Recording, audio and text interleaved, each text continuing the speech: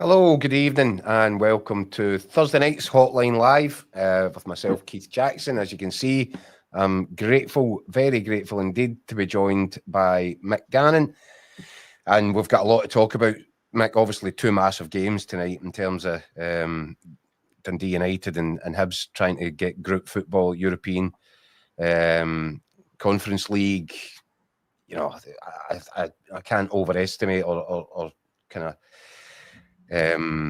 over egg how important I think that would be for Scottish football. We'll come to that. I think Fraser Wilson is at Easter Road for us and Scott Burns at Tannadice, and hopefully with a bit of luck and some decent Wi-Fi, we'll catch up with the two of the boys at the stadium in the next half hour or so. But Mick, talk me through let me tell you something, right? I had a bad day today, and then you can share, right? But I'm trying to get some stuff organised. You know that way in your back garden, you think, I should have cut that. And then it starts to become a problem. You think, that's a disgrace, and you don't have time. So I thought, see if I get an hour today, I'll set aside. If I can set aside another one, I'll get out there and I'll get that sorted, right? And I got my old fly out. And I forgot it's starting to play up a bit, Mick, right? So maybe it's about 5 years old. What's that in Flymo years? 25 or 50 odd, probably about 50, but same as myself. So in a wee bit like myself, when you stop it, you know, when you have to empty the bags. Listen, let's hold it right there. I don't know where we going with this, Keith. It's not starting up again, Mick. It takes forever to start back up once you've emptied the bags on it. It was a bit of a lesson from life there, but so anyway, the point is this, Mick. My back garden's half done, right? And I've come in here, and that plays with my OCD, so I'm a little bit out of kilter. I'm delighted that you're here. It reminds me a bit when I said when Chris Sutton I was talking to Sutty, and he was moaning about his lawnmower packed in. I says, "Oh, surely you can get one of these kind of 4G back garden of the fake grass and all that stuff." And he goes, "Mick, I've got 14 acres." Which apparently, after worked out, is apparently, I think it's 11 football pitches. It cost about £4 million. Aye, and he's got 12 under gardeners. Aye, so Sutton's farm, I don't think it's going to be the 4G pitches. Sutton's farm. How the other halves live, isn't it? Yeah. Right, so talk me through it, mate. You were seeing Brendan Rodgers today. I was up at Leonardstown today for the preview for his Falkirk game tomorrow night. It's funny, right? Because listen, the narrative around Celtic just now is that everyone's running at the hair and fire. The manager is arguing with the board, and there's friction and all the rest of it. But in reality, he was quite in good form. He was quite relaxed, quite jovial. Maybe just acceptance has come in for the situation he's in, and maybe he's gone past the kind of anger and despair. Now he's going straight to 7 stages. I think he's got the acceptance stage of the transfer market.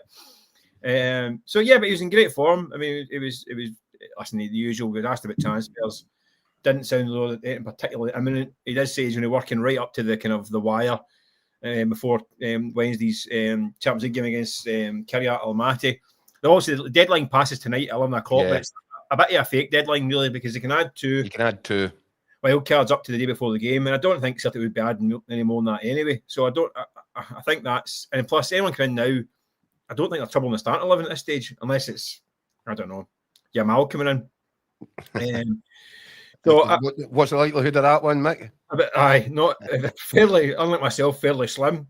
But he was in good form. I said he seemed to be in jovial mood. You can tell sometimes he's up for a crack. I mean, he was asked about his about Tiegate as well, because I don't know if you noticed. And Sunday, that's bizarre, isn't it? He did have a tie on in a kind of in the social media world we live in. That was a sign that he chucked the club tie in the bin. He's obviously friction behind the scenes. So he got asked about that. He laughed. He's not, because it was roasting. He's like, I was sweating. He's like, I put on a jumper last year during winter, and it wasn't because of a message to the board about the club suit. It was because I was blooming freezing. So yeah, he kind of laughed about that, and a few other bits and bobs were asking about obviously the logistics behind Kazakhstan, which is a bit of a nightmare. I mean, it's a tie goes. I mean, I think it's a fairly good tie on the pitch, really, but the things around it make it really awkward. I mean, it is a beast of a journey out there. I've been to Almaty before, and it is the back end of nowhere. 11 hours. Keep going for another day. Mm-hmm. So I mean, for Celtic, it'll be a kind of 8.5 hour flight direct in luxury, and even that's not easy. Do you know what I mean? You're talking 4 or 5 hour time zones. It's not an easy trip for anyone. Obviously, it takes a bit longer if you're a journalist and you're going with your whiz ears and all that stuff. The Ryanair fly direct to Almaty. We're getting the Kazakhstan version of Ryanair, because you imagine that's going to be like Captain Borat and all that. It'll be. I think it took Genghis Khan less time to get across Europe. So it's going to be a fun trip, that one. But so we've been to Kazakhstan a few times, and I've been to Almaty with Aberdeen about 10 years ago, and it is miles away, man. It's a strange place. I hope Celtic are taking their own catering as well, because when I was there, it was awful lot of horse on the menu. Right. I had a wee bit of lunch and I couldn't understand the menu, so I picked something. I was eating away, and it was a bit tough. And it turned out I was eating horse dumplings. So I had to resist the joke about what do you have on it. I said a fiver each way. It's some place. Put it this way, it's a very unique place. But no, he was in good form. I said transfer. I think everyone's obsessing about transfers. Interestingly, he was asked also about Daizen Maeda. I asked him about Daizen Maeda. Yeah. We were talking about the other night about the kind of the rumblings about his contract. He said the phrase fairly confident to be here for the rest of the beyond the window. How much strength he put in fairly confident as a phrase is up to yourself. Woolly, isn't it? A wee bit, but I think he said confident, then he goes, well, as I can be. And he's right, because if a £25 million bid comes in, the goalposts change and that could change things altogether. I get the feeling, from what I can gather, is I don't think there's concrete bids in for him at this point in time. I think there's contract talks on negotiation. As we all know, when contract talks are ongoing, there is some shenanigans are had sometimes. There's guys trying to maximise what they get for their clients, and there's a bit of sabre rattling here and there. So I think it might be at that stage, and obviously the window with 2 weeks to go. If you're going to rattle a sabre, now's the time to do it. To get a bit of leverage in the negotiations. Well, I don't know. Listen, I'm only speculating. So there's nothing at this point in time concrete to say that there's going to be whipped away. I know there's been talk at Brentford. There has been for months and months and months. As yet, nothing solid in that one. But it's one. I think it's one to watch out. I think it's one to look at. I think it's one to keep an eye on. I think there's a bit of interest, genuine interest in him from Germany. I think that's what I'm told. That's what I mean. I think there is interest, and there's going to be more interest. So I think they're going to have to keep an eye on this one, because he's a player that I think a lot of teams would like to have on board. But no, he addressed it. Said he's not stressed about it. So I just think, I said that to the other night, I think Celtic will be so focused on who's coming in, they maybe take an eye off who might go out, because I think there is going to be potentially bids coming in, and they're not really in a position they can sell anyone just now. Might be like a way of selling Hatate, given the fact they're a midfield cover. I think you might see somebody like Paulo Bernardo going, now that he's kind of number 6 in the list in midfield. I think they might but not one of the big hitters, Mike. I don't think you can sell one of the crown jewels anymore at this point in time. Yeah. A couple of things I wanted to bring up with you, just purely on Celtic while we're talking about that. I see Odsonne Edwards off to Nice. There was a bit of appetite among the Celtic supporters for the club to explore making something like that happen. Did you ever think that might be possible? I'm only mentioning it because I think the transfer fee's €4 million. Yeah, but it's not the wages won't be €4 million. Yeah. The problem is, I said it at the time. I think Celtic were kind of lingering to see if there's any possibility of maybe exploring it. But I think at that point in time, he was on mega money down the road. I mean, you're talking 80 grand a week plus. So that's way, way, way beyond anything Celtic can manage. And the guy's at an age, again, a bit like Maeda. It's probably one of the last. I mean, I think he might end up. I thought he was going to go to Saudi Arabia, to be honest with you. Right. But he'll be in big money in France again. And this is where Celtic are hitting roadblocks, I think, as well. Celtic are quite strict about their wage bills, and what their weekly wage maximum is going to be, and they don't want to shatter that. So they're not. So even if it's like, for said, they can get, say for talking sake, you can get Edwards for 50 grand a week, you might think, you know what, that's not bad. Think about it. He's proven perform for Celtic, etc. But Celtic are not going to go to that. They're just not going to do it. The mentality in the dressing in the club is that they don't want any one player earning way more than anyone else, because I think the feeling is that it scatters discord on the dressing room. That's the theory. They don't want the guy. I don't know if I agree with that, but that's the feeling in the Parkhead boardroom. I think with that one as well, I think, the wage that was set aside to bring Kieran Tierney back from Arsenal will have been significant, and I think, again, out of kilter with the way that the previous sort of Celtic model worked for wages and transfer fees. Yeah, but I don't think it's out of kilter to the extent that it's like double the rest of them. I don't think it's like that. I think they might have pushed the boat. I think it's incentivized as well. But I think they're so strict about this kind of maximum wage thing. I think that the fear is that it spreads disharmony in the dressing room. Personally, I think that's got to go. I think at some point that's got to go. I think if you can get a striker that's 10 million quid and wants 60 grand a week, if I'm in the dressing room and I'm earning 15 grand a week, right, but this guy's scoring me 35 goals a season, get my win bonus every week, I'd be quite happy for him to pick up his wages. You know what I mean? That's what I would be thinking. Whereas Celtic's mentality is no, that could spread disharmony in the dressing room. We don't want that. It's not how we work. So at some point, I think they're going to have to ramp up the wages if they want to raise the level of guys that get in.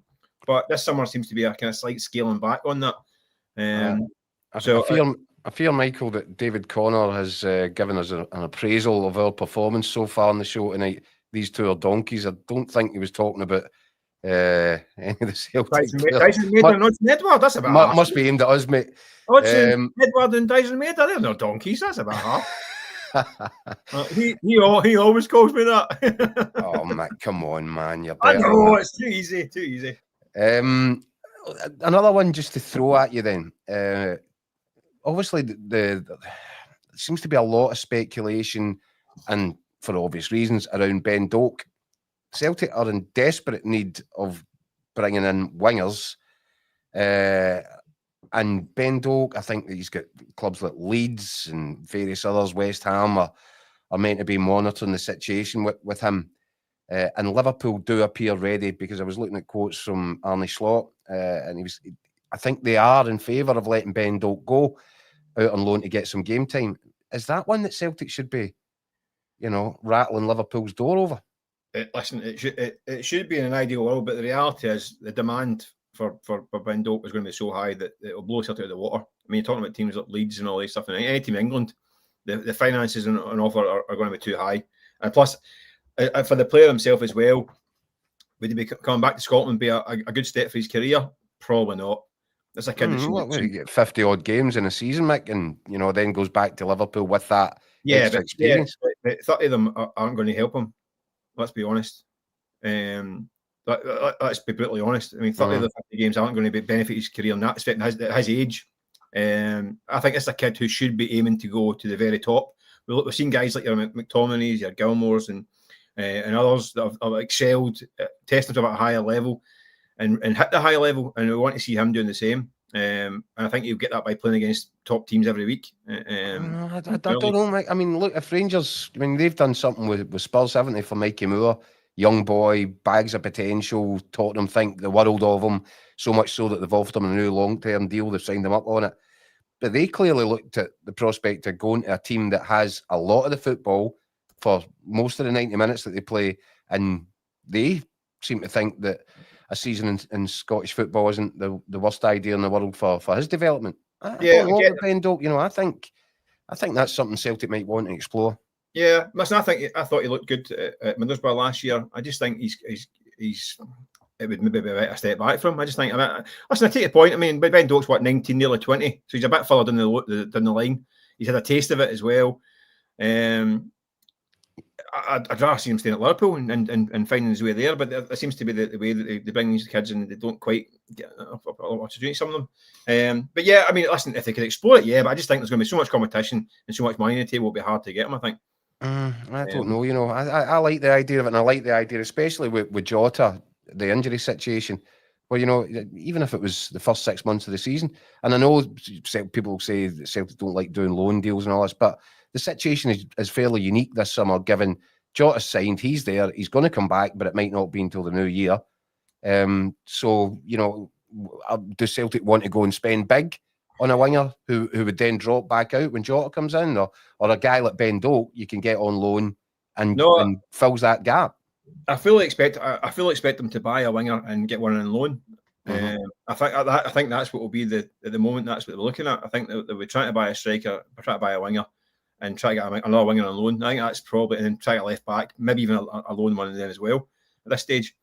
So yeah, I would expect, I would fully expect a couple of loans to come in. Mm-hmm. Probably a Right, winger. okay. So in that market, then we should ask the question. But I just think Kid himself might not be all that keen on taking a backward step when he's already made the move to England already.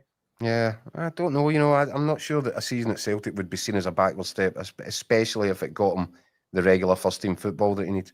Anyway, we'll move on to Rangers in a bit, but I think we can be joined now from Tannadice by Scott Burns, who's obviously there ahead of the second leg against Rapid Vienna.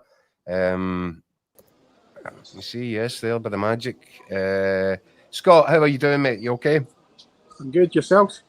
Not bad, not bad. It's hardly a bubbling atmosphere behind you, I have to say. Where is everybody? But that's it. The tickets are no tickets sold. It's a non-event tonight here at Tannadice. No. In fairness, it's a complete sellout crowd. I mean, no tickets left. The gates have not been opened yet. I think they're waiting until after Hotline Live finishes to let the supporters get their fix ahead of kick-off. Are we on the big screen outside in Tannadice Street? I'd hope so. Yeah, probably.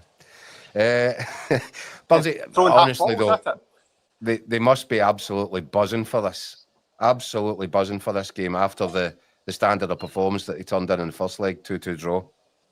Oh, definitely. I mean, it's like George Orwell's 1984 all over again, isn't it? They're all dreaming of a big result against Rapid Vienna like they did in the quarter-finals of the European Cup under Jim McLean. You know what I mean? They went through in away goals. They got beat in Vienna and then came back and won 1-0 with David Dodds at home to go through to the semi-finals. So I think they're hoping for another dream occasion like that tonight. Certainly, it's a big challenge. I have to say, Scott, I feared for them a little bit going into that first leg. I thought, you know, that might be a difficult one to get out of town with the sort of damage limited. But to get that result, I thought that was a sensational first leg result. You just hope that it set them up to finish off the job. I think it would feel an even more of a crushing disappointment if they fail to get it done tonight, get over the line and into the next bit. No, definitely. I mean, people look at it and say they've done the hard job in getting a 2-2 draw from Vienna last week. But as everyone's saying, it's only half time. You know what I mean? We were in this situation a couple of weeks ago when Hibs got a great draw away out in Midtjylland. And then obviously they lost it at home at Easter Road. So we're just hoping there's not a repeat of that tonight at Tannadice. But I mean, the other thing is that Rapid Vienna are a very good side. You know what I mean? They've spent a lot of money on that squad. But the good thing from United's point of view is that they've showed that they can get at them and they can score goals. And that's where the game's probably going to be won, getting at their defence if United are going to get a big result here tonight. Yeah. And with that full stadium behind them and all that, if they can get off to a good start, Scott, it really helped with chances. Rebel X just in the comments there. Bad thunder and lightning storm just finished in Dundee, Keith. I'm in the ferry, was pretty grim. Okay, now I heard there was a shopping centre actually had to get evacuated in Dundee city centre just a couple of hours ago because of the flood level or the levels of the rain that was hitting the place. But it seems all right to me, Scott. Well, certainly there's no canoes or anything out yet here at Tannadice. The surface is all right. There was a heavy downpour. It was really sunny earlier in the day, but there's been a heavy downpour. But everything's all right and match fit. So fingers crossed. The only thing that gets sunk tonight is Rapid. Right, and then just a little bit of news, Scott. I know that you had this story about Lucas Stevenson returning Michael on loan from Liverpool, so they don't think it's that bad an idea. Lucas Stevenson, a season-long loan, all done? Yep. Season-long loan for Dundee United's Young Player of the Year last year. Yeah, he made an impact, didn't he? Liked by the fans. He's brilliant. I think the concern was that he'd obviously been away on tour with Liverpool and there was some English Championship interest, so the concern was that they might not get him back, but thankfully they've got the deal done now and it's a great bit of business. The only disappointing thing is he's not eligible for tonight's game. Yeah. If he had been, that would have been like a major boost, but he would be available, as with Julius Eskison, if they get through into this playoff round, so fingers crossed. Yeah, Mark Fairfield, who's always full of the joys. Rapid 1-2 on to win tonight. Bookies aren't often wrong. Well, fingers crossed. It'd be great. And Scott, just another bit of transfer stuff while we've got you, and then we'll let you go. Aberdeen, Kenan Bilalovic Yes. 500 grand, do we think they've spent on that? That was the £550,000 is the fee for a player who's been involved with the Swedish under-21 squad, but is uncapped as yet. He's clearly one to see with one for the future, one with potential. But I think in the short term, they see him as Topi Keskinen's understudy. And the way Aberdeen play, the both wingers, they put 60 minutes in and then they replace them. That's what I think will be happening with that one. Mm-hmm. But there's still a bit more business to go at Aberdeen. No, but listen, it's encouraging, isn't it? I think the Aberdeen fans will be excited about that as well. There is real investment. They're making a real effort. But it has been a kind of stodgy start to the season. It's been a stodgy start, but then he said they've obviously won the Scottish Cup. Jimmy Fallon has been backed massively by the board. He's obviously got a deal waiting for Marco Lacetic from AC Milan. They're just waiting for the visa and that to come through. What my understanding as well is that there's like a similar fee to what they've just paid, another 500,000 available for a central midfield player. So that's a space worth watching between now and the end of the window. Right, brilliant. Bunsey, enjoy the game, mate. Fingers crossed for the right result. All the best. I don't think you're donkeys either. So kind. Cheers. Michael, we were just about moving on there. What's your thoughts, by the way, on this Dundee United? Are they going to get the job done? I think they've got a tough ask. I mean, I think they had a brilliant result last week. It was superb. Flying with the seat of their pants a wee bit at times. They're going to need to play their skin tonight again. I think they've got a tougher ask than Hibs have got. I fancy Hibs to be quite comfortable. I think United will need to play. I mean, they've got injury problems as well. So if they get a result tonight, it will be a sensational result. That's something I mean. I think Hibs have got a slightly easier task. I think Partizan are not up to much really, but Rapid are a decent enough side. They're early in their season, but it's going to take something special. I think, but I think they're capable. I mean, Jim Goodwin's a wily guy in charge. I think they've got to play. I think they've got to play it quite cagey and try and nick it again. I've got a feeling that this could be a long night for Scott Burns in the newly revamped Tannadice press box. Apparently, don't say it. Don't say the dreaded words. I'm sorry, Burnsy, but I think it's got extra time, penalties, the whole shebang written all over it. I've said it, haven't I? Actors in the Scottish play never say the ET word. Listen, by the way, Marzuno says Michael would better be careful or he'll be on the menu in Kazakhstan with all this donkey talk. There's plenty of me, that's for sure. I'll feel like a whole restaurant for the whole night. Buffet. I have summer. The Gannon buffet. Mick, we're going to move on to the situation at Rangers. It seems that finally they're going to get the deal done for Nobel Mendy, a young defender from Real Betis. And it seems that the reason for the hold-up was an argument over the size of the potential sell-on clause that Betis would hope to bank if Mendy then obviously subsequently moves on from Rangers. So it appears that Betis were first of all looking for a 50% cut of any profit, and Rangers seem to have done quite well in their business and the way they're doing their business under the new American owners. That they got them down to 20%, and I think now that deal should be wrapped up, well, imminently, really. So. But it's interesting, isn't it, that he's going to come in. Where do you see this guy featuring? Mick, he's a big unit. He looks like a centre half physically, but I've got to wonder. I'm wondering if he's the guy that they intend playing at left back. Possibly. Well, that's a problem area, obviously, for Rangers. I mean, it's a problem area just now when they've got Hefty and Ridvan, but it looks as though they're both heading out the door, doesn't it? Yeah. So it's definitely an area that needs to be addressed. I mean, on paper it looks like a good centre half. I mean, there's also the question marks about John Souttar and his contract as well. His long-term future at the club. And he does struggle on the left-hand side a little bit, doesn't he? I think he's looked. There have been. I think he was outstanding, by the way, defensively in the games against Panathinaikos. But this role, in the way that Russell Martin wants his centre halves to come out and pick passes, it can be problematic. Yeah, I don't know if you might start to see him getting phased out. I don't know. But you've got to see Rangers. I mean, they've been proactive in the market. I mean, they're back their manager. They've spent a few quid now. they've identified areas that the team that need to get reinforced, and they went and done it. I say left back is now a priority. A striker issue. They're going to need to get a striker in. I know Egerman should be coming back or building fitness now, but there's still question marks whether or not he's going to go. I still suspect that could happen. Dessers could be out for a while with injury, obviously. Danilo's just not cut it. He's just not cut it. He's been given now. I mean, I think you could say he's injury problems, and you think, okay, at some point he's going to get time to run. Show himself. He's not done it. He's just not. He's had the opportunities, and he's not done it. So I don't see what it is. I don't see.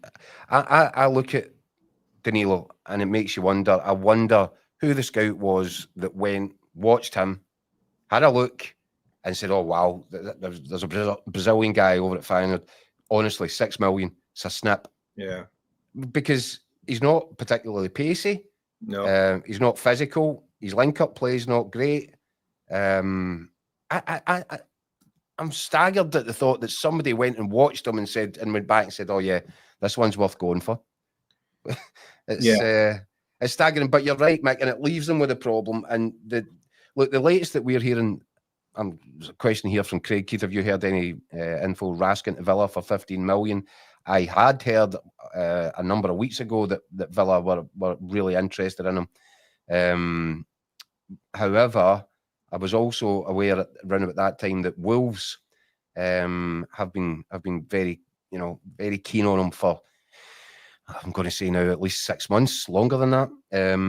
So I don't think that issue has been quite resolved yet with the window, the time ticking down towards the end of the transfer window. But Mick, to go back to your point there, Dessers, the latest information I've got is that he went for a scan on the injury, obviously limped out of the game against Pilsen on Tuesday night, left the ground in a brace, has gone for a scan, and the results of which are still not clear. And I think that just adds to the level of concern around it.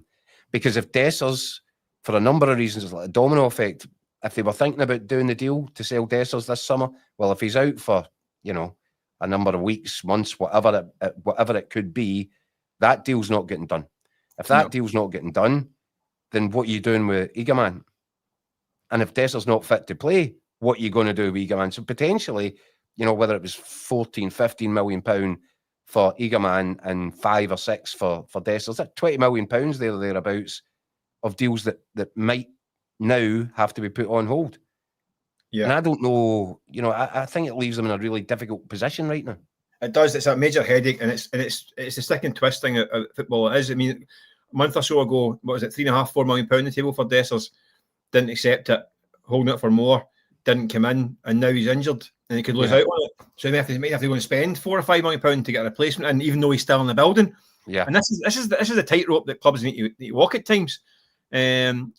You sometimes think, should they have just taken that money at the time? In hindsight, probably yes. Now, at that time, fair enough, hang out for as much as you can. You get to thinking, once the games start, you're dicing with it, really, because that can happen at any point in time. As a guy who's wanting to go and you got interest in him, if you hold on too long, this is what can happen. Mm-hmm. And now they could be stuck, but I still think they need a striker. So even if Dessers stays, I mean, Danilo, you've got to think that you'd be thinking, right, if he wants to get a chance to go somewhere, they can try and offload him. They certainly should be, I think. Egerman is going to be interested in pushing the light in the window. So I still think they need a striker no matter what. Mm-hmm. So and they might have to get a striker, buy a striker, bring him in, and just accept the fact that the boob by not selling Dessers when they get a chance. Yeah, well, Craigie says here, Danilo's a dud, but think Tuggerman will be signed hopefully soon. That's an interesting one, Mick. That's the one that won't go away, isn't it? That's the one it's still there. It won't go away, but I think earlier today, it's news coming out from America that New England Revolution and the MLS have lodged a bid with Maccabi Tel Aviv around about £2.6 million. Now, I believe that bid has been rejected, but all of a sudden, Rangers having, been exploring the possibility of doing a deal here, there's now competition for him. And I think it's all kind of things are related, Mick, in terms of you can't go and do a deal when you're still trying to get other people out. But for whatever reason, this whole thing has been delayed, and now they've got competition. Somebody else is at the table. Yeah, but then again, that's what sometimes inflates fees and all that stuff. And if it comes down to a shootout between the MLS and Rangers, you've got to think, oh, it's simple. It's a lifestyle choice or a football club choice, because there's no competition really in terms of size of clubs. And it's a money choice, and you've got to think that in that market, Rangers can afford the guy, and he's within their range. So if they want him, they know it now. It's required to go and get him. So I think that'll be a live one. I think they're in the fight for it, and it's getting to that stage of the window now. Though it is getting people need to start showing their hand. Exactly, yeah. It's either sort of do what or get off the pot type thing. Mm-hmm. So we're getting to that. It's about a fortnight to go. So yeah, it's pony up time. Yeah, Luke Skywalker saying Don Turgeman wants Rangers move. You reported. Yeah, I think we did report that, and I'm pretty sure that he does, but he can't make it happen himself. Yeah. Rangers have to put a bid in, and it has to be accepted. And there has been, and I can perfectly well understand it. I can put yourself in Rangers' position. You can't have 4 or 5 different strikers for one position. If you can try and move some on and get some money into finance, I think they have to. It has to be the player training model.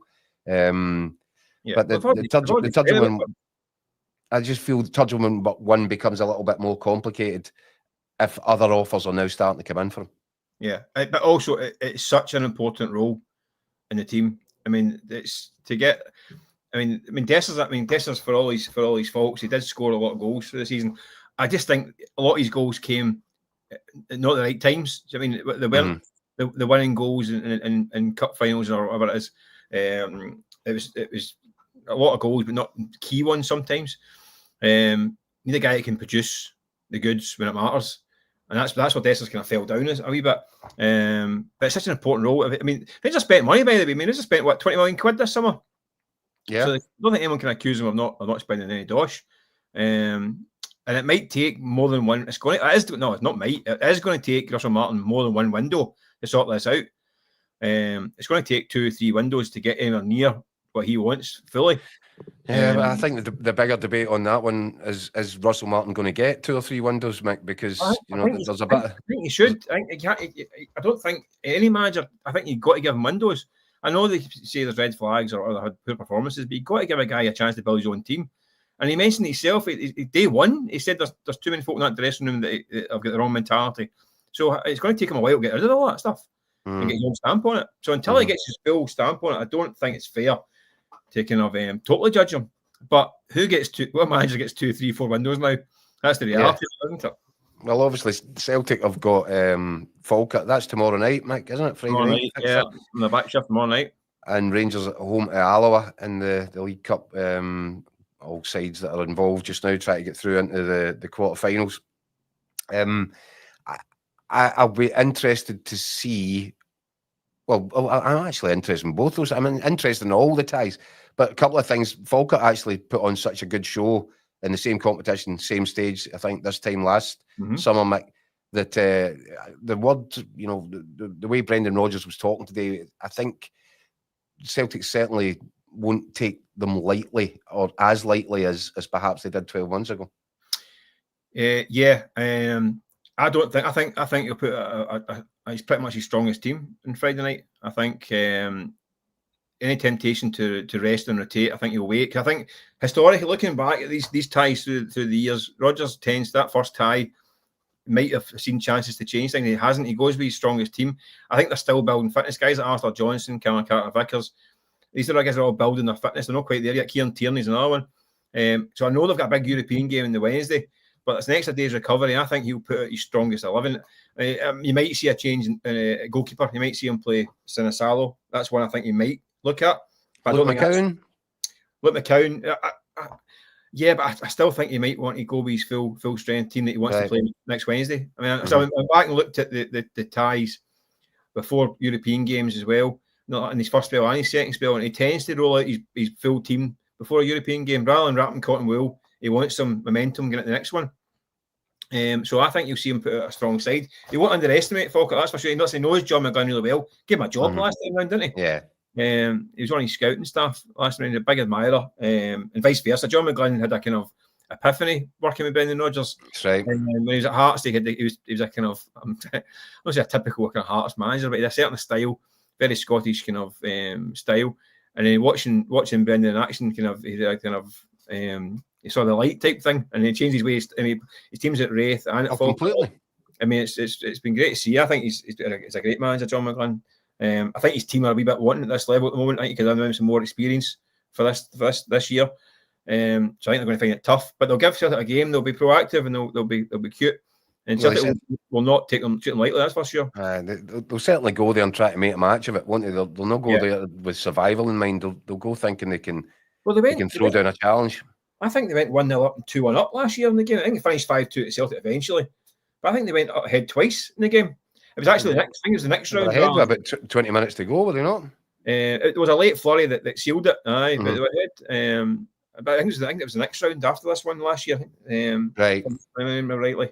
But it was a cracking game. Was that it? It was a really, really good game. Two teams going at it. Hell for leather. It was brilliant. The first half in particular was ding dong stuff. So I think it could be a good one. Friday night as well. It was a bit different. Yeah. And then on Saturday, Mike, on the other side of the city, I don't know what to make or what to expect of this Rangers side just now. But that has the potential to be a really difficult afternoon if they don't. Do you know what I mean? If they're not on it from the start, it'll only take one stray pass, Mick, and that the crowd will not respond positively. See, this is the thing. I think, listen, you can't tell any fans what to think or how to behave, right? But I think they're going to need to chill it a bit because it's counterproductive. This kind of anxiety and tension and toxicity around the place. I mean, I know it's not been a great start, and by the way, they're entitled to be not happy, but I don't think it helps sometimes. This is a game that should be a chance to go and stretch your legs, get a few goals, get a bit of confidence. It should be, but you're right. If there isn't a goal within first 15, 20 minutes, you know what's going to happen. It's going to get a bit anxious and a bit tense. It's a team that lost to Sunra at the weekend. I mean, it should be a fairly straightforward afternoon. I think it will be. I think this will be one that they're pretty comfortable. Well, William Sloan saying there, Mick, surely not even that group of players can fall to Alloa. William, can I introduce you to Queen's Park? Yeah. Listen, Alloa obviously a few years back, obviously didn't they cause a stir at Ibrox, didn't they? A few years ago. Well, they did. Remember the guy that had accused them of the Challenge Cup. They come back for 2-0 down, 1-3-2, but that was back in the days. Is that not the kind of the Pedro days or the days? I think it was pre-Pedro.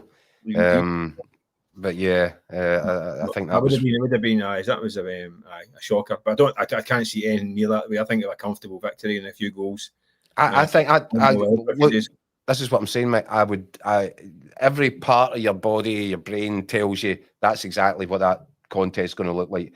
Rangers should go out, have loads of the ball, enjoy themselves a little bit, put on a little bit of a show for the supporters, give them something to look at and get excited about and think, well, right, okay, I can see the way this is moving. But there's also a little bit of me thinks, Michael, and I did say before Dundee went to Ibrox at the weekend, sometimes in Scottish football, things just appear to be scripted. The very fact that it was Stephen Presley, that he was getting such a hard time off his own supporters at Dens, I just had a wee feeling they could go there and make this really interesting. And it could be, but again, it depends on what Rangers turn up.